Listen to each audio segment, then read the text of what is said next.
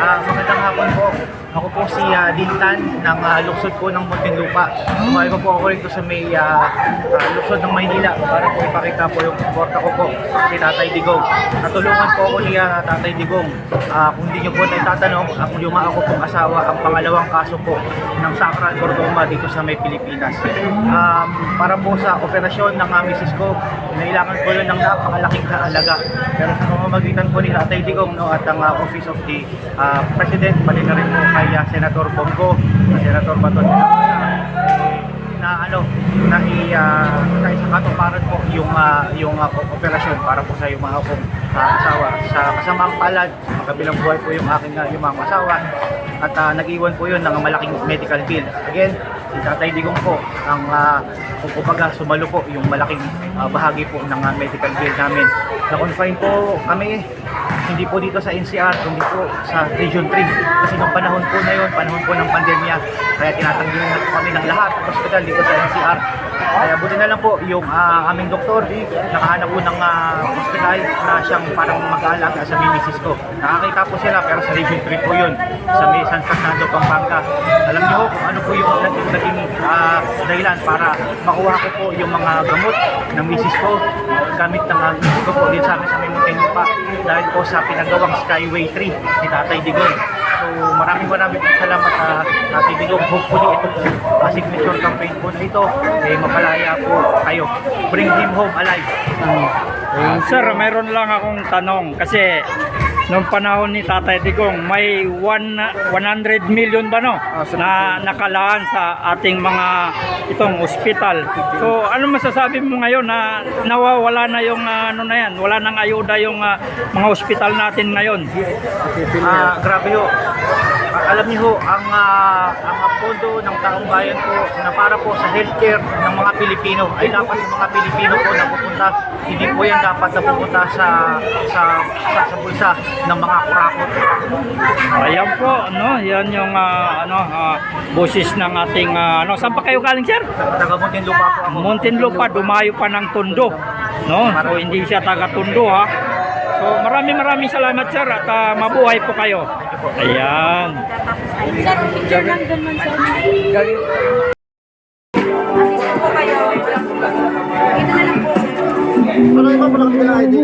Okay lang, sige. Anong ID meron ka doon sa bahay? Ano na lang? Sige, ilagay niyo po dito SSS.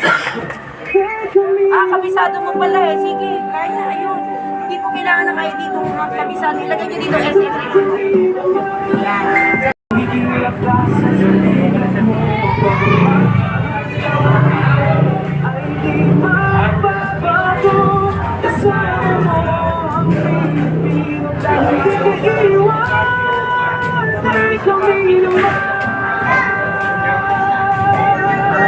Ano pong lagay niyo na lang. Alam niyo mga kababayan, no? At sa dami-dami ng lugar dito sa Pilipinas, no? Kaya dito pa nagdeklara si Tatay Digong ng kanyang pagkakandidato ng presidente. Kaya dito sa Tondo ang pinakamamahal niyang lugar. Kaya nandito tayo ngayon. Ayan.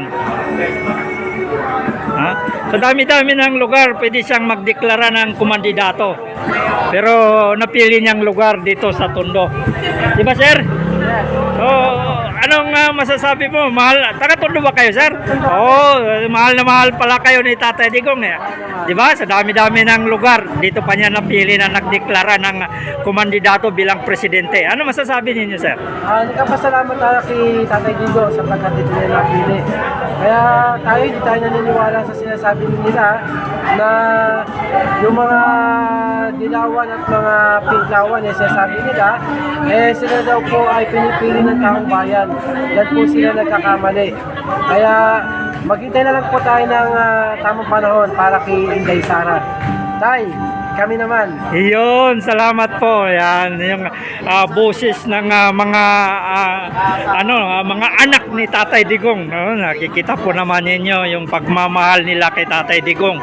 So naghahanda sila dito ng signature campaign at nandito yung mga picture ni Tatay Digong. No? So salamat, no? Salamat sa mga taga-Tondo at pinakamamahal ni Tatay Digong. Ayan. Yan, so unti-unti na pong naka isang page na tayo. Ayan. Ayan.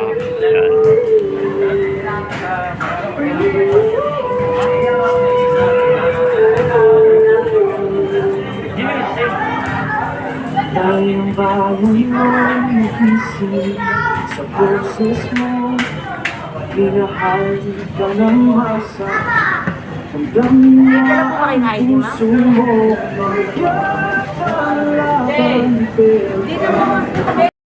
Kinain na rin ng nagkain na sila sa system. Eh sana suportahan natin si VP Sara, umabot ng 2020. Makakabalik ng mga Duterte sa palasyo sa Pilipinas. Malakas ka, Tay. Sir, meron na pong naghain po ng impeachment complaint laban kay BBM. Ano po opinion nyo? Eh sana, kaso inara nga di ba? Ewan ko kung tinanggap na nung dahil wala daw yung pinaka-solicitor general yata. Eh sana, mag-prosper yung impeachment, dumaan sa tamang proseso. Maraming marami namang matibay na ebidensya lamang sa ating sana tuloy-tuloy lang. Salamat, napunta kayo rito sa mundo. Matagal na akong kay Engineer Berto Thank you. Sir, opinion naman lang po sa mga magpapile ng impeachment complaint laban kay Vice President Sara Ako, Duterte. wala yan. Puro gawa-gawa na lang nila yan. Sabi nga ni VP Sara, ba't magnanakaw siya ng 125 million? Ang naka 1 billion, di ba?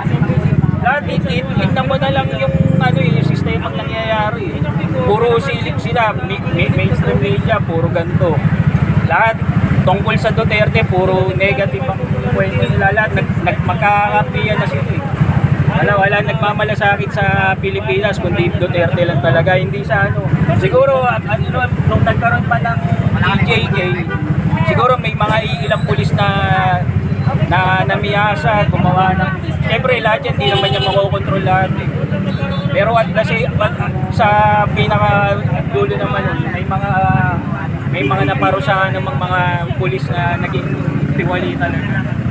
Eh sana yung konsensya na lang ng mga senador, mga congressman, yun manaig para sa Pilipinas, hindi pa-impeach si VP Sara. Thank you.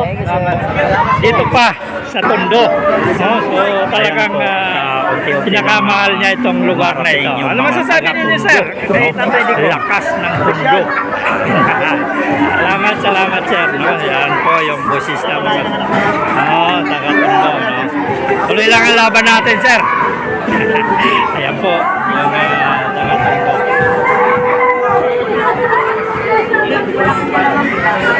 Share natin live po, nasa Marapet. Dito po ba kayo sa plaza? Ilagay mo na po ito. Okay naman.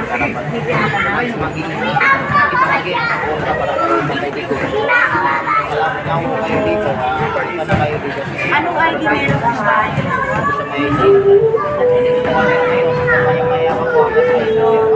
Sige. Ilagay niyo mo rin yung ID.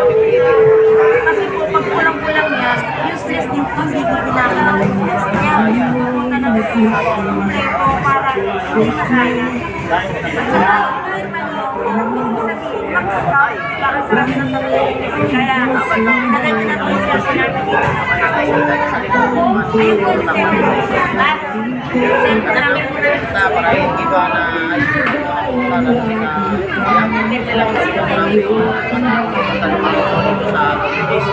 kaya po share natin kahit na malapit lang po dito sa Pilipinas. Alam mo ba yun? Kaya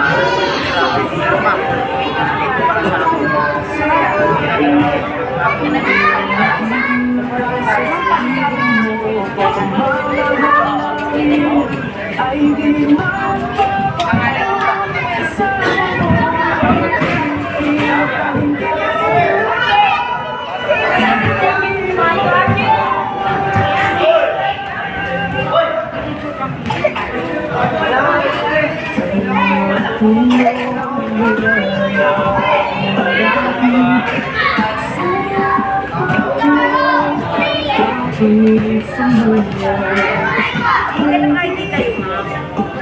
Ayan, no?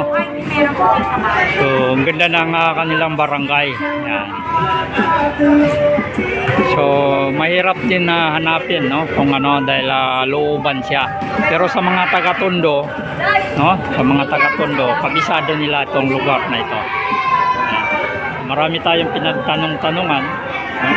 So, sa haba-haba ng pagtatanong natin, narating din natin. Ito po, mga kababayan. At naka ano na tayo, no? Naka-isang feeds na tayo. At meron din tayo mga ano dito, mga kababayan. Unti-unting nagdadatingan. Yan. Magandang hapon at patuloy po tayo, no? Ng tatay kami naman. So, ayan, patuloy tayo sa signature campaign.